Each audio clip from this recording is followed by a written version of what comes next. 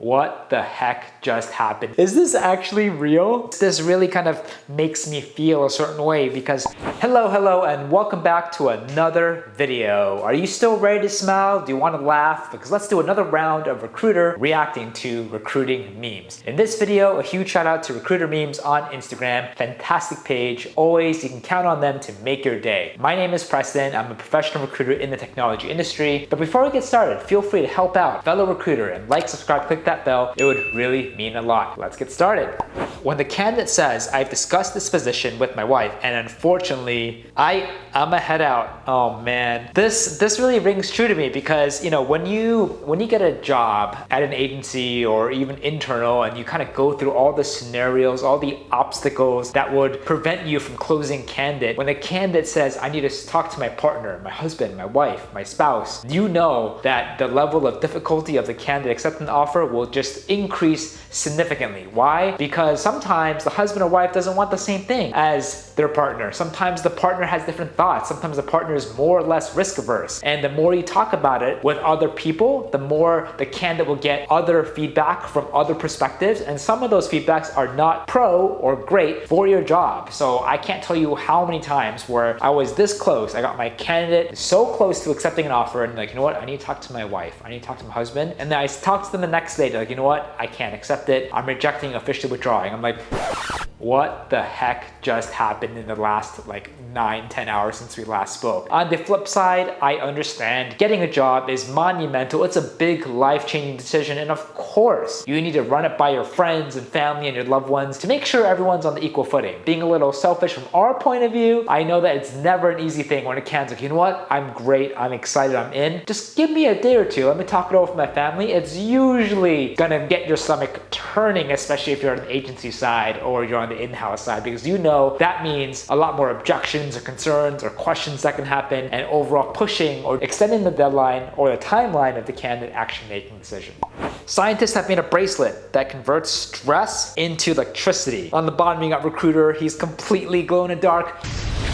Power of the sun, just glowing. And yes, if you see my previous video, you will know that us recruiters, you have to be good at managing stress. And if you're not, you have to figure it out really fast because recruiting is extremely stressful. You can lose deals, you can lose candidates, you can lose clients on the agency side, you can lose your mind. Candidates can fail negotiations, they can fail references, they can ghost you. Like so many things can happen. And then if you have multiple candidates across multiple pipelines, across multiple interview processes with other different companies, imagine all that happening at 10x the speed and 10x the frequency per day. Everything I have in my head right now is completely fake. I'm actually bald. No, I'm just kidding. But this is actually my real hair and I'm actually surprised it's not more gray. I feel like it should be. But recruiting, as great of a career as it is, it's extremely stressful. I am anxious and stressed all the time. Ooh, when the client contacts the candidate directly behind your back, but still asks for profiles. Welcome home, cheater. Oh man. Yeah, this is a big no-no. This is the whole reason why we have engagement agreements so that you can talk about all of the different scenarios, the big stuff, the small stuff, so that you can ensure a really smooth relationship with the client moving forward. One of the worst things is that you send a candidate to a client, the client ignores you,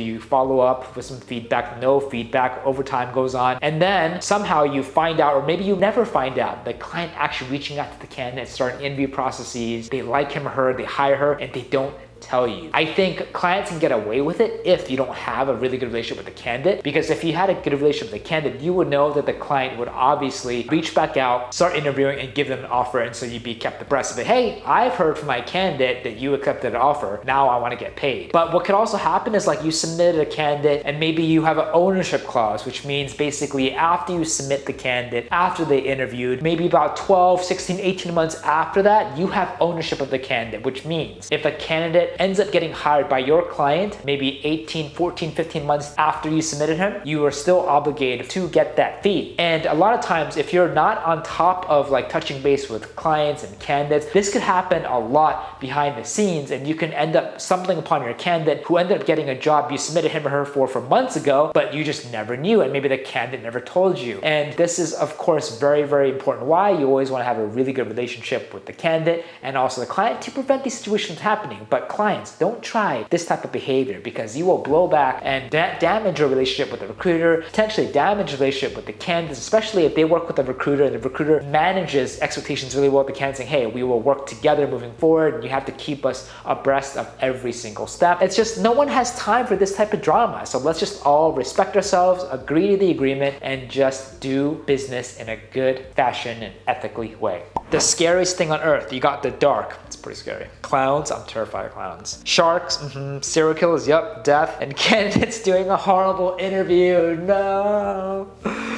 Oh my gosh, it still boggles my mind how some like really experienced candidates can just botch an interview from the basic things, like just not coming off excited, not having really good questions prepared, not really researching the interviewer or even the company, not just preparing really good examples or accomplishments of their background, why it's a good fit for the job that they're interviewing for. And if you're new and you just came out of boot camp or college, I get it, but like sometimes I talk to senior level people or mid-level people, I'm like, wow, I did not think that this would happen. Yeah, so you just never want to assume, never make assumptions, and the best way to mitigate situations like these from happening is try to do your best to send a prep email before the interview with some of the basic 101 practices so that when they read it, hopefully it can help them fill in the gaps or just help teach someone how to like navigate the interview properly if they just don't know what to do when you think that they should know what to do based on their experience. So I'm always surprised. I thought I saw everything under the roof, but things will always surprise you and things will always come when you least expect it. So make sure that you prepare and try to prepare your candidates the best that you can.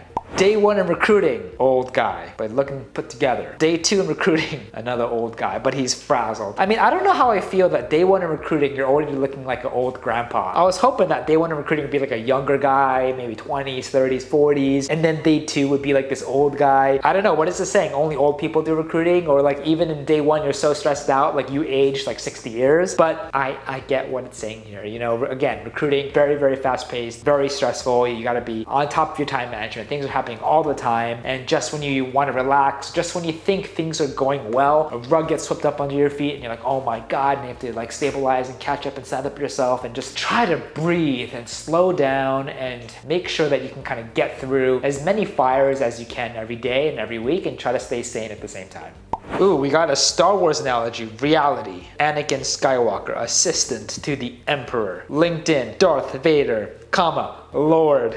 Title's important. CEO Death Star, Chief of Staff to Supreme Chancellor, Dark Lord of the Fifth, Jedi Ghost, Ex-General, Starfighter Pilot, Mid-Chlorian Count, Galaxy Record Holder, Lobbyist, Force Phenom, Husband to Senator Amidala, Father to a Princess, which technically makes me a king, Father, Luke's father, one and only Jedi Master. This is great, and I think that the joke here is that if you're at a company, perhaps like one company for many years, you would have a lot of different kind of shifts in title and responsibilities over those years. And so a lot of people, you want to kind of show all that and break all that down just so you can see chronologically, people can understand if they're unfamiliar with their background, the type of growth that you've had at that particular company over the years. But what if you've been at a company for 10 years and you have like 20 titles? It would kind of look like this. So I think you don't want to put too much information on LinkedIn, and you don't want to make your LinkedIn too minimalistic and bare bones. You want to kind of find a sweet spot where people can understand, first of all, what you're doing now. That's the most important thing. And then maybe highlight a couple other positions or titles you had previously. And then maybe you can elaborate on the other 7 positions when you actually have an interview and talk to people. Because kind of like a resume, you don't want to have a resume of 20 pages. You don't want to have a LinkedIn profile that has like unlimited scrolling and you have to like scroll down for minutes and minutes and minutes just to see the bottom of the LinkedIn profile. You don't want something that long.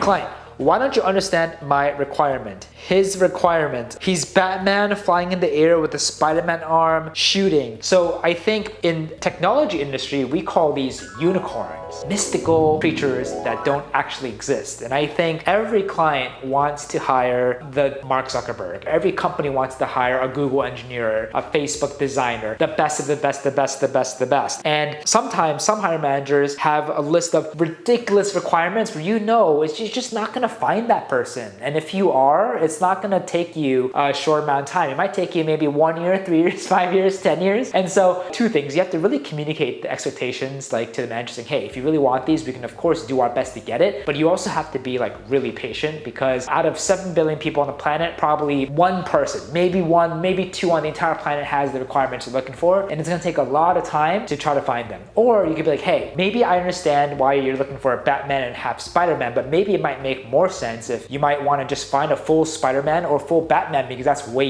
easier. And then whatever the skill deficit that the candidate doesn't have, if this candidate can learn along the job, develop it over time, would that be good enough? Because then you're setting yourself up for success, and you never want to take on a job where you know it's going to be absolutely impossible, or you know failure is just ridiculously high. As a recruiter, whether on the agency side or in-house, you want to be able to take on jobs where you know you can deliver and drive results. Because why? If you do a good job, you can get promoted at a job. If you do a good job, you can get a commission on the agency side. You never want to take something where you feel like you're out of your depth, uncomfortable, because then you know you're not going to be able to complete it, then you're going to risk your job and you're going to risk your commission. So it's really important to push back, communicate with the client saying, is this really what you want? Are you willing to wait for it, or are you willing to make concessions or compromises? Because if you are able to do that, we can make our search way more effective and we can bring a lot more candidates to the pipeline way faster. Communicate.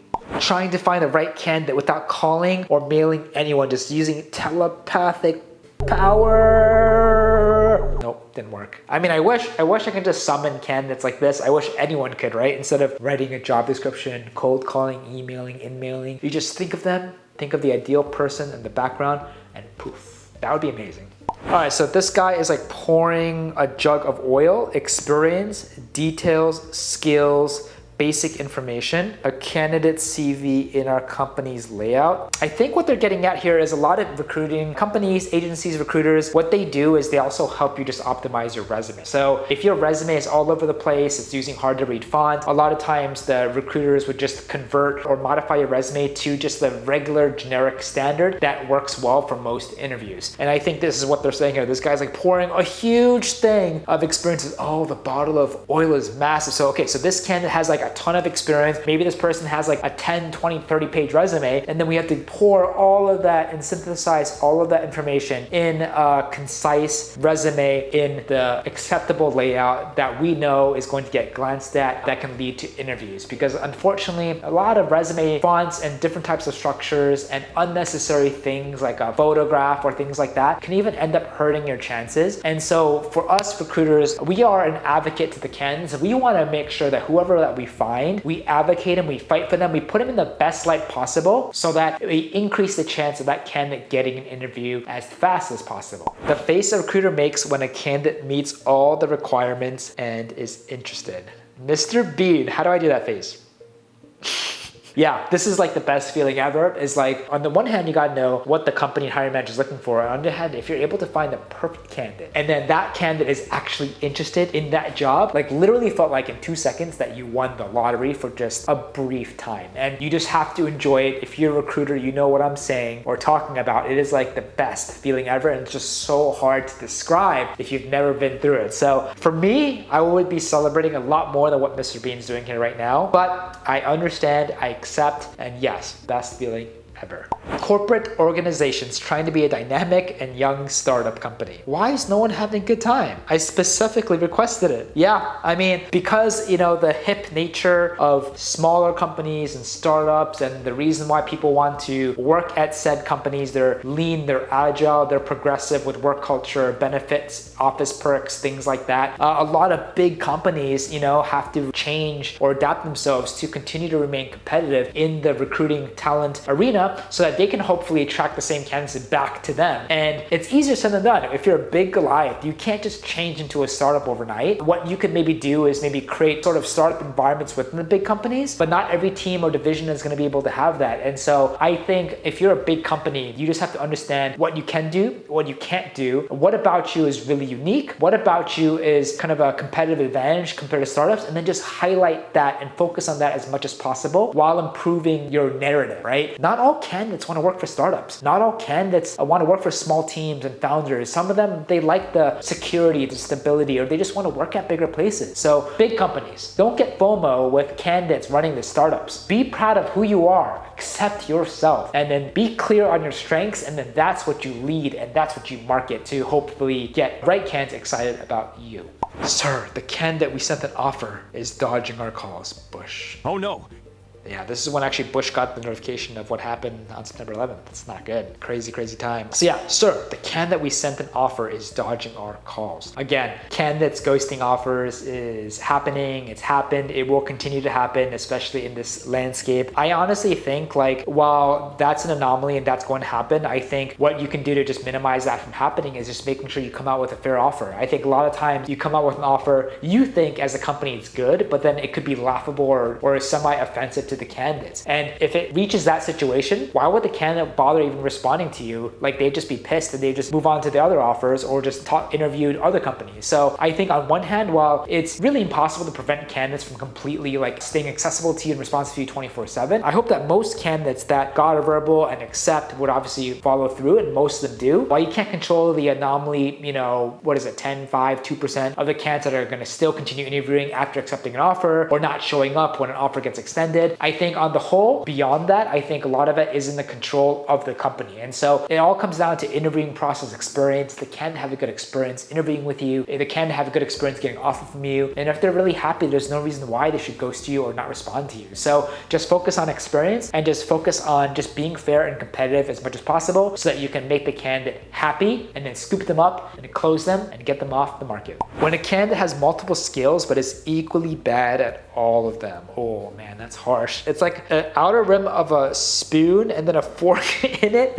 Is this actually real? Gotta be a spork. That is a candidate that has multiple skills but knows how to use them well. So yeah, I mean, if that's the case, I think one of the biggest value add for working with recruiters is we know how to maybe focus on specific skills that can be relevant to the job, and then we focus on that, right? We make the narrative around that, and then everything else can be just supportive or secondary or just not even talked about. I think if you're trying to apply for jobs and you have a variety of backgrounds and experiences, you just don't know what to focus on. I think the important thing here is focus on whatever skills you think are the most relevant to the job. But then if you're working with a recruiter, that's something the recruiter can kind of help you with, how to frame your background to help you stand out in the best way that you can. Can you tell me a bit about your background? Sure, it's Mount Kilimanjaro.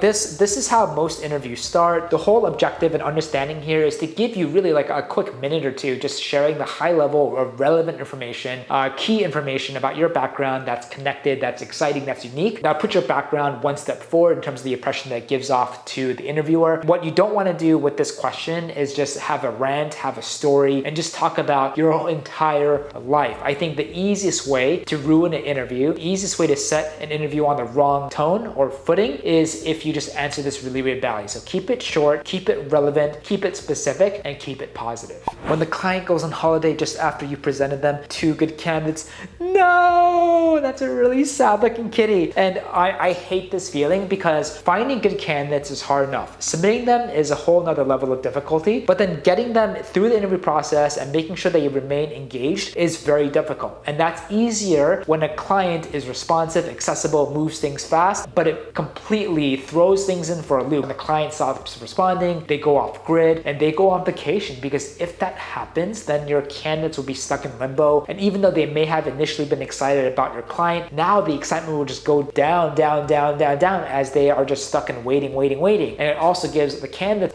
more opportunities to interview at other companies. And so if your client is planning on taking a vacation, hopefully you have a weekly check-in with them, some sort of communication cadence where you can prevent situations from happening, or they give you advance notice so that you can plan your recruiting flow around that. And most importantly, early on in the relationship, you want to manage expectations with the client, saying, hey, recruiting is a speed game. It's important to be accessible. It's important to be responsive so that we can move candidates as fast as we can if we really, really like them. If you leave, please give us a heads up so that we can obviously navigate and know how to navigate that situation adequately, because if you don't, we're going to increase our chance of losing the candidate. The candidate's experience starts to get bad, and then it's just a bad look on everybody. It's a lose-lose. So you want to make this clear with the hiring manager and just really kind of put it to the point of view of the candidate. Like, you want the candidate's experience to be top-notch, and you want their excitement and interest in your client, in your company, to remain excited, positive, and engaged. And if the hiring manager knows that, they know not to go off the grid without letting you or giving you at least a heads up. Counter offer is walking, woman wearing a pink, and the guy turns around looking at her, my candidate, my offer.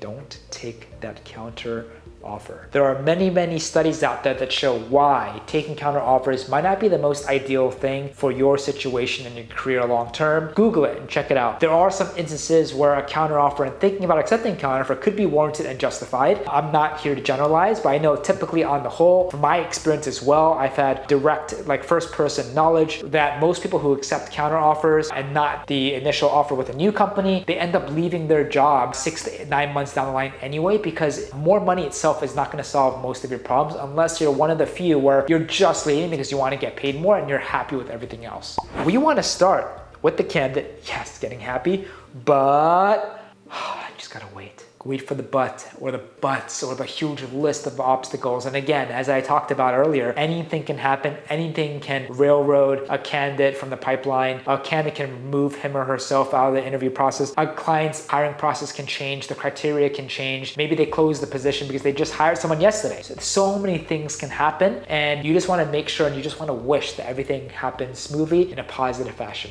I'm prepping candidate 20 minutes before the team interview. The interview starts. It's a no-show. Me.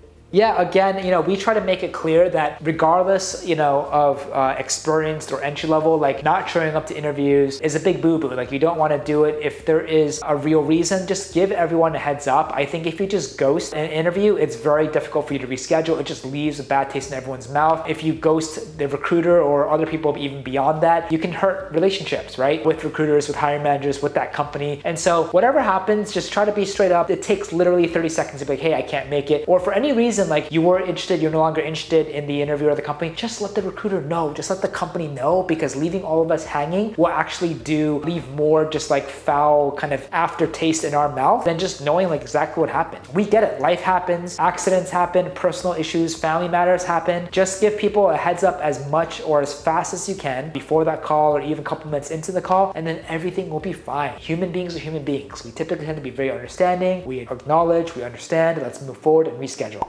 Me, grinding all week to find candidates. Me, when the candidate starts. Yeah, baby. It's tough to find candidates. Most of my job is just sitting on my butt for 6, 7, 8 hours, sourcing for candidates. When a candidate that you placed starts, that means it's time to celebrate. Why? That usually is when we send out our invoice so that we can get paid. On one hand, it doesn't matter if a candidate accepts a job. If they never start that job, you will never get paid. You have to start from scratch. So I love it when candidates start the job. Oh my God, we loved her, but can we see more candidates? Me. Oh my God, this really kind of makes me feel a certain way, because I try to find the perfect candidate from the first candidate, right? And I think it's a blessing and curse. It's a blessing because, now the client knows we're aligned, but it's a curse because if we do our job too well, our client just signed our agreement, they're ready to start a really good relationship, and then we send them the perfect candidate. And then they're like, wow, we love this candidate. We spoke to her. Amazing. But we want to see more. I'm like, why do you want to see more? She's perfect. Hire her. Because you always, I think psychologically, when you're about to make a big decision, which means like hiring for your team, people typically want to see, a good handful of people before making a decision. I think if you found your perfect unicorn as the first candidate, you'd be like, well, if Preston is so good at his job and he got us the perfect unicorn, maybe he can find us better perfect unicorns afterwards, right? So then now, you set this unrealistic expectation for yourself. The client's like, wow, you know what you're doing, and I expect every candidate afterwards to be as good as this. Further, making your life more difficult and shooting yourself in the foot. Second, if they want to talk to other candidates, they have to be really sure and understand that if they do that, they can risk losing the original unicorn that they were initially really excited about. And so I'm like, guys, we can try to find you other people, but if you really like her and she checks off all the boxes, please continue process with her as much as possible, because the last thing that you want to do is lose out on this candidate. All the other subsequent candidates are not as good, and now the hiring manager is sad, and now you're sad as the recruiter. Hiring manager ends up getting angry, being, yo, you only lucked out with one candidate, now you don't know what you're doing, we don't want to work with you anymore. You don't want this to ever spiral like that in a situation like that. Of course, that's an exaggeration, but you have to have the client understand that having something good in front of you, go through the process. And then of course, we can do our best to find you other people. But if you're wow, amazed that you found a unicorn in front of you, but you want to put that aside to talk to other people always want what they don't have. They always want to see if the grass is greener on the other side. If something's going well here, they always want to to be like, what if we can find someone better? But in this talent market, that will end up hurting you a lot more because how competitive and insane it is. If you find a good candidate, go forward and pursue as fast and as strong as you can, because even if you do, there's no chance the candidate will actually accept the offer. There's no chance that the candidate will actually make it to the offer because they might have other counter offers or other processes with other companies. So it's in a company's best interest to move forward with the candidate as fast as possible, and then us as a recruiter, we will swallow our pride, swallow our ego and frustrations, and just make it clear to them that we will do our best to find you other unicorns as fast as possible, but do whatever you can to pursue this first one, because in this talent market, there is no guarantee, and that's why us recruiters are just working around the clock doing the best that we can. But anyway, guys, that's it for another video about Recruiter, going over recruiting memes. I hope you enjoyed it. I hope you smiled. I hope you laughed. And if you want to see more like it, please comment memes down below, and we'd love to do a lot more of these. And again, shout out to Recruiter Memes on Instagram. Please go ahead and check them out. But if you like this video, want to see more like it, feel free to support another fellow recruiter. Like, subscribe, click that bell. Really means a lot. Feel free to also follow me at Preston_Park, as I try my best to also post behind the scenes content daily. Thank you so much again, and we'll see you on the next one.